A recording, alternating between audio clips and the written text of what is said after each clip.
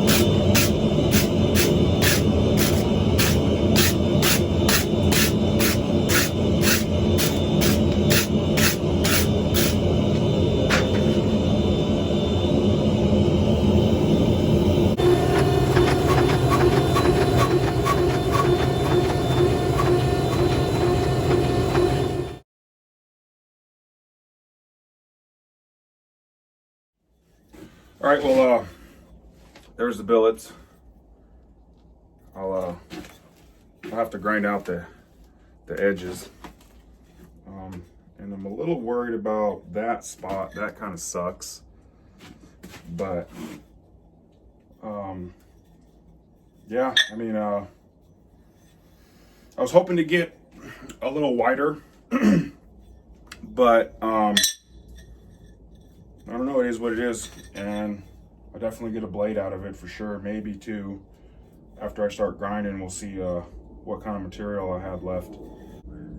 But yeah, so I'm gonna grind these up, get them all nice and squared up, and then I'm going to sand my them with some 1084. So stay tuned.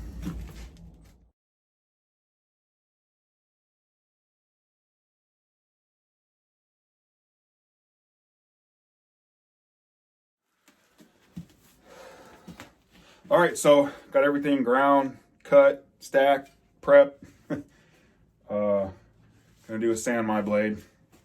I did one like this too, but with bicycle chain. But this time it's just you know, some of the double roller chain. Yeah, I meant to show the piece the bar that I test etched. I meant to show it live here, but I just got ahead of myself. But I just inserted a picture there. And the other billet, it's not going to work out. I need more material. I mean, I may use this in the future for a you know, different project, a future project, and I can still make a blade out of it, but it would be pretty, you know, a lot smaller for the knife. For the knife I'm making a skinning knife for a customer. So what I needed more material, and this is fine. But other than that, yeah, let's fire up the forge and get it in there.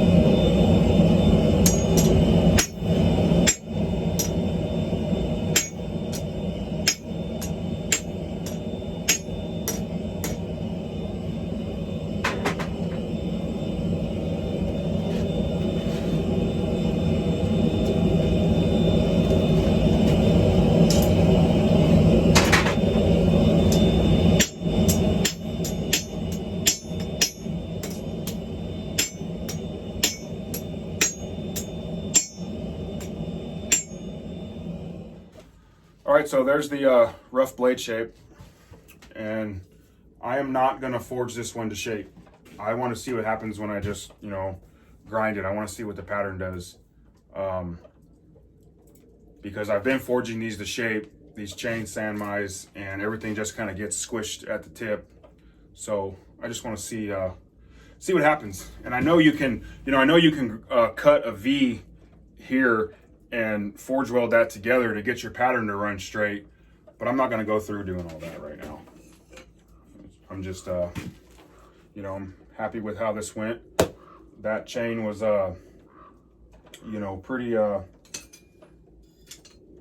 tall, so it's kind of hard to get consolidated, even though I'm using a press still, but that was fun, and I definitely got a good solid piece of chain sanmai. So we'll go ahead and get it all shaped and rough ground and etch it. So stay tuned.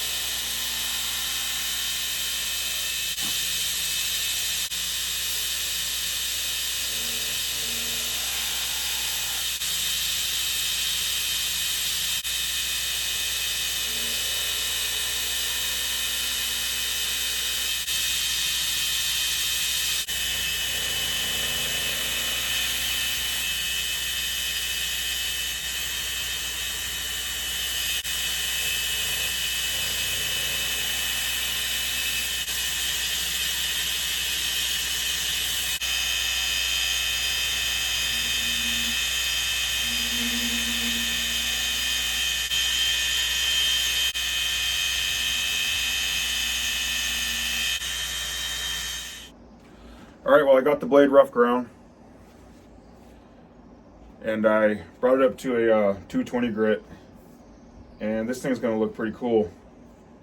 I did have a couple inclusions I was fighting, which I'm pretty sure you could see in the video where I was grinding from the close-ups, but I'll be able to grind them out after heat treat. I mean, I've only got a little one here, and then I've got a line here. It's really small, and then here, so I'll take those out with a 120 after heat treat. So yeah, let's go get this thing etched, see what she looks like. Stay tuned.